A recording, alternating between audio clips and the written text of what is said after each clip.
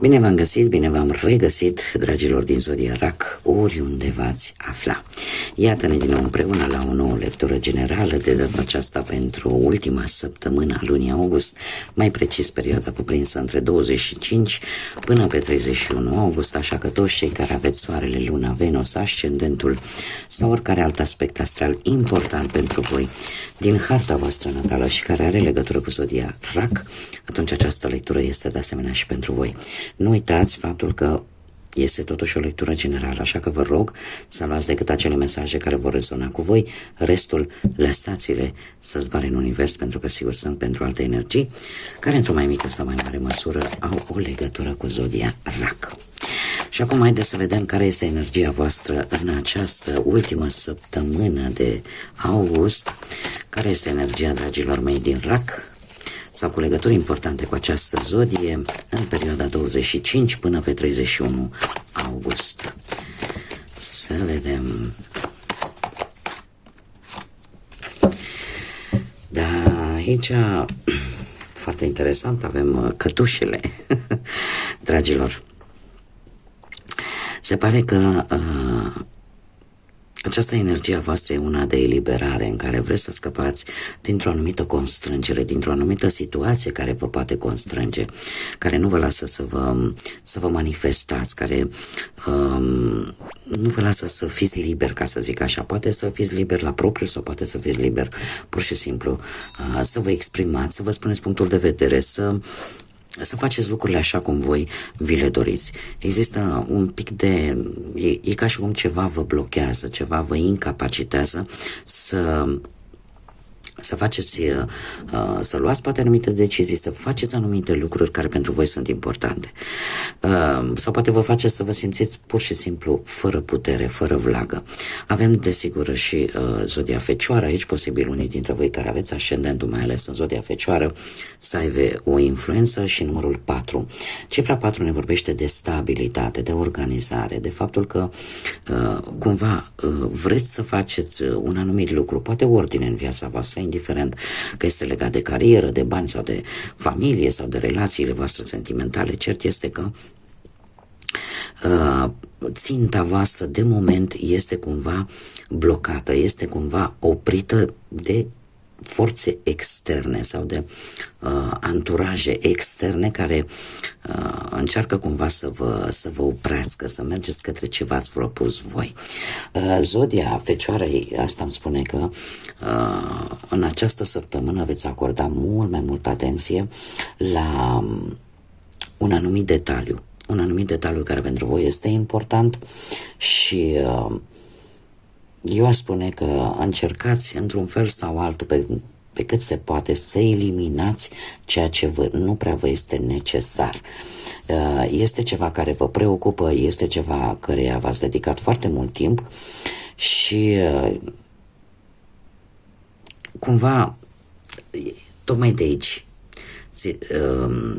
sentimentul ăsta că parcă nu ai putere, parcă ceva te împiedică sau cineva.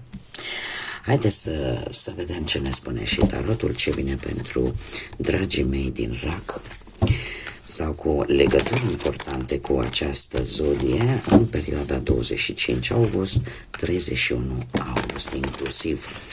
Ce vine pentru voi atât pe plan profesional, se pare că profesional sunteți voi un pic în dubii, pe plan profesional, financiar, ia să vedem, sau sentimental. Se simte această energie de blocaj. Haideți să vedem. Pe partea asta profesională, da, sunt lucruri de care vă dați seama, sunt lucruri care sunteți conștienți, foarte interesant, foarte, foarte interesant, dragii mei. Dragii mei dragi. Pe partea carierei profesionale sunt lucruri care, pe de-o parte, o să vă ajute. De ce? Pentru că sunt niște informații care ajung la voi și care, pe cât vă vor surprinde, într-un mod, aș zice, oarecum negativ, dar pe partea elaltă vă veți da seama, domne, e mai bine să știu, e mai bine să văd cu ce mă confrunt, ca să știu cum acționez. Ce este foarte interesant, că avem și roata destinului. Ceva aici un lucru, o acțiune, o situație imprevizibilă la care nici nu vă așteptați, va apărea în viața voastră. Va fi ceva necesar, ceva care, eu zic că, într-un fel sau altul, trebuia să apară. Nu știu, ori că, din păcate, sau poate din fericire, cine știe, apare brusc informația, domne, dăm lumea afară că nu mai avem cu ce să-i plătim, sau apare informația care spune că să nu mai crește salariul sau ceva legat de muncă sau cu o afacere, pentru cei care aveți poate propria voastră afacere, un anumit lucru brusc nu va mai funcționa. Și asta va duce la un turn către sfârșitul săptămânii. Știu că nu e ceea ce vreți voi să auziți, dar eu nu pot să vă vând castraveți la grădinar. Eu trebuie să vă spun exact ce cărțile mi-arată. Ambele cărți, ambele arcane majore ne vorbesc de schimbări, schimbări necesare. Se pare că situația unora profesională nu era tocmai extraordinară. De ce spun acest lucru? Pentru că avem turnul. Turnul, în general, vine cu situații complicate, cu rezultate negative, care pot aduce și frustrări, care pot aduce și supărări. Trebuie să fac o mică specificație în acest pachet de cărți de tarot, care au o anumită temă. Aici turnul, din câte văd eu, nu este doborât. Acum, asta mă face pe mine să mă gândesc la faptul că chiar dacă vin aceste schimbări, chiar dacă te va zdruncina din temelii, deci pur și simplu informațiile pe care le vei primi, ceea ce se va întâmpla în viața ta profesională, în tot ceea ce are legătură cu munca, te va zdruncina rău de tot. Și acum eu vreau să văd care e următoarea carte. Te va pune în situația în care la un moment dat vei zice, Doamne, eu trebuie să mă echilibrez, eu trebuie să găsesc soluții cu acest doi de monede. Tind să cred că e posibil să fie vorba despre salariu sau despre intrările de bani în funcție de munca pe care voi o prestați. Ce se va întâmpla în această săptămână, chiar dacă te va zdruncina tare bine, totuși mie mi-apare că tu ai o situație destul de solidă, ai o bază destul de solidă din punctul ăsta de vedere.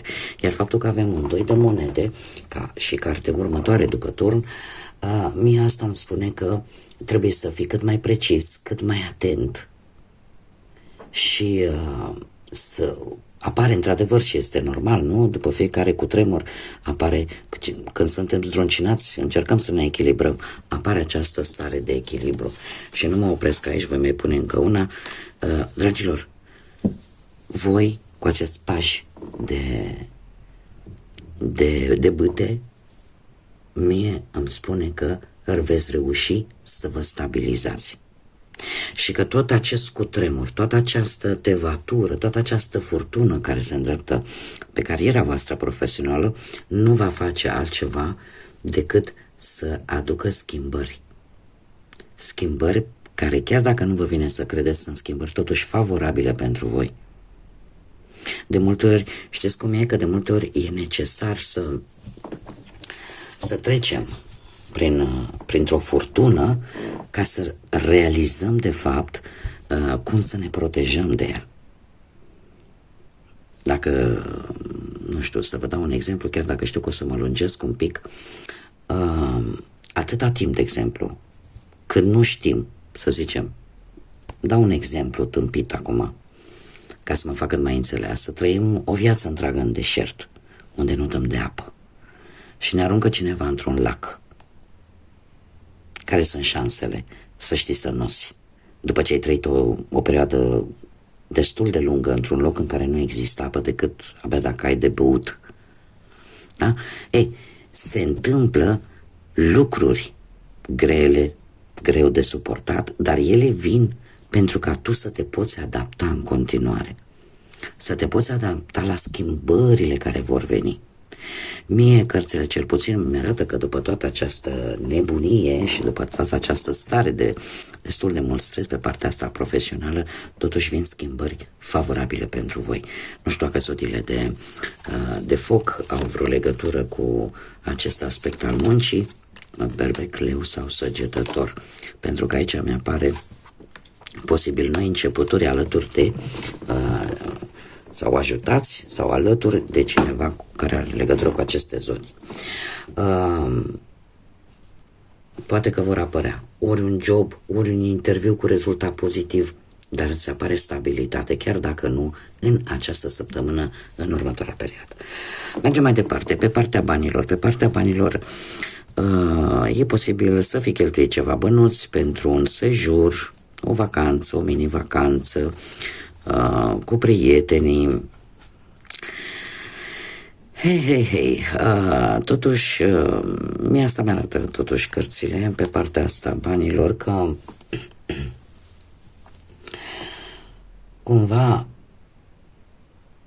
niște bani care se duc așa pe o mică vacanță necesară, aș spune, ori pe un, nu știu, un weekend, 2-3 zile, poate cu prietenii, lucru care, și asta e foarte interesant cu acești 5 de cupe, către sfârșitul lunii, implicit al acestei săptămâni, ar trebui totuși să începi să ai mai multă grijă de bănuți, da? Adică îți faci damblaua asta, dar după aia trebuie să te redresezi. De ce? Pentru că vei fi tentat să continui să cheltui.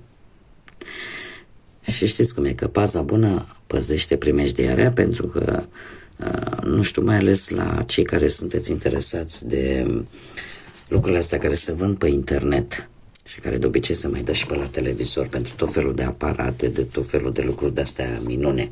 Mare grijă cu ele. Nu, încercați totuși să fiți cât mai rezervați în ceea ce privește bănuții în această săptămână, toate bune și frumoase, dar către sfârșitul lui august, ce mai aveți, încercați să-i puneți deoparte.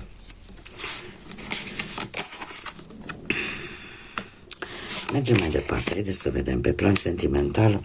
Pe plan sentimental, cei care sunteți deja într-o pereche, mi-apar zodii de apă, la fel ca și voi, Rac, Pești sau Scorpion. Cât despre voi, dragilor, sunteți dispuși să, nu știu dacă perechea voastră se află la distanță de voi, dar ce văd eu aici, cineva va pleca să-și întâlnească perechea. De ce? Pentru că pur și simplu apare dragostea. Există o conexiune foarte solidă pentru voi, dragilor, care pentru unii dintre voi poate merge chiar către căsătorie. De ce nu? Pentru cei care încă nu ați făcut pasul decisiv. Cert este că e o conexiune solidă care merge către viitor și mie mi-apare o călătorie poate cu avionul sau o călătorie către persoana dragă vouă. Este un doi de cupe care îmi vorbește de dragoste reciprocă, de dragoste adevărată în relația voastră, de sentimente puternice și eu aș spune de o conexiune tare profundă pentru cei care sunteți deja, care formați deja un cuplu. Mergem mai departe, cei care sunteți singurei, din păcate, ia să vedem. Viața voastră sentimentală se pare că are și ea la rândul ei parte de noi începuturi. Parte de noi începuturi și eu aș spune mai ales pentru cei care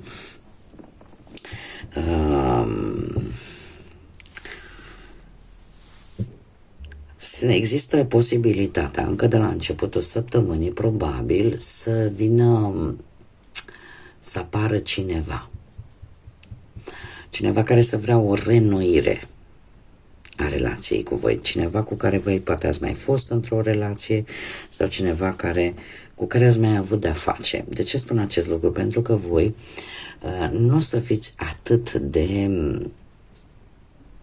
creduli, ca să zic așa. Adică Veți analiza tare bine toată această propunere care vine din exterior. Domne, hai să o luăm de la început. O veți analiza foarte în profunzime. Orică intuiția vă spune vouă ceva, că ceva nu e în regulă, dar cumva există totuși un blocaj aici. Un blocaj în care tu vei încerca ca decizia ta la această propunere să o tot amâni. De ce? Lucrul ăsta o să-ți cam dea nopți nedormite, da? O să te cam perpelești așa, o să te cam frămânți, pentru că nu știi încă, nu ești totalmente convins dacă e bine sau nu. Acum, nu pot să vă las chiar așa, stați că asta este oracolul de unde vreau eu să mai scot. Dragilor, această propunere care vine către voi, că este de la o persoană din trecutul vostru cu care ați mai fost, că este de la cineva nou, mie cărțile deocamdată nu vor să-mi spună cine este, decât aceste două variante mi le dă. Voi, chiar dacă nu veți lua decizia așa, domnule, îi răspund din prima, nu, veți aștepta, veți lua situația pe toate părțile. De ce? Chiar dacă asta vă va costa niște nopți nedormite, un pic de frământare acolo, de ce o faceți? Pentru că știți cum e, că tot pățitul e priceput, vreți să fiți mult mai atenți de data aceasta. Cumva ori că chiar dacă e ceea ce voi vă doriți, cumva nu mai vreți să repetați anumite greșeli ale trecutului. Alții, e posibil ca toată această întârziere să fie din cauza muncii. Faptul că aveți foarte mult de lucru și cumva nu reușiți cumva să vă faceți timp, poate de o întâlnire tet-a-tet sau poate să răspundeți la această invitație, la această propunere. Da? De două una. Acum, haideți să vedem sau poate sunteți axați pe a face mai mult bănuți și de moment atenția voastră este acaparată, ca să zicem, de acest lucru. Haideți să vedem acum un mesaj important pentru dragii mei din RAC în perioada 25-31 august. Un mesaj important pentru dragii mei din RAC sau cu legături importante. Sunt multe. Haideți să mai încercăm. Sunteți nerăbdători. Ia să vedem unde vom extrage una de aici. Da.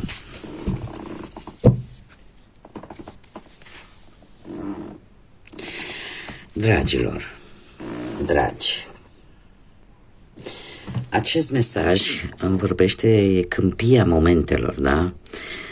Coșulețul din câmpia momentelor, acolo unde prezentul înflorește în simplitate.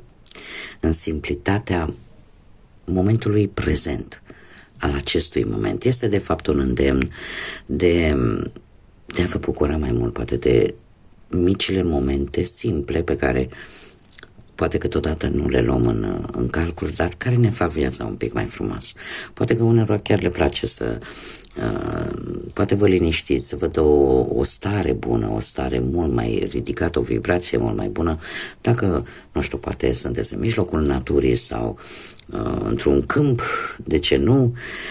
Cert este că ideea este de a te bucura de lucrurile simple, de lucrurile care de multe ori le trecem cu vederea, dar ele au o mare importanță în viața fiecăruia dintre noi. Așa că bucurați-vă de momentele simple, de momentele pur și simplu care vin natural și pentru care de multe ori nu trebuie să depunem foarte mult efort. Asta este probabil cel mai important în această săptămână. Bun, dragilor, cam atât am avut pentru voi. Eu vă mulțumesc pentru atenție, vă mulțumesc tuturor pentru sprijinul pe care mi-l acordați, ca de fiecare dată la fiecare lectură, prin intermediul distribuirilor, comentariilor, like-urilor voastre și faptului că vă abonați. Invit, desigur, pe toți cei care încă nu au făcut-o. Dacă ați rezonat, dacă v-a plăcut, este gratuit, puteți să vă abonați, desigur, și să sprijiniți acest proiect, ca el să ajungă la cât mai multe persoane Și în afară de asta, e un stimulant pentru mine pentru a produce cât mai mult conținut pentru voi. Așa că până data viitoare când ne vom reîntâlni la o nouă lectură, eu vă doresc tot binele din lume, să aveți o săptămână de sfârșit de vară pentru noi, cei care suntem pe această emisferă nordică, dar și de sfârșit de august, cât mai liniștită, cât mai luminoasă și cu cât mai multe realizări. Până data viitoare, numai bine și să fiți iubiți, dragilor!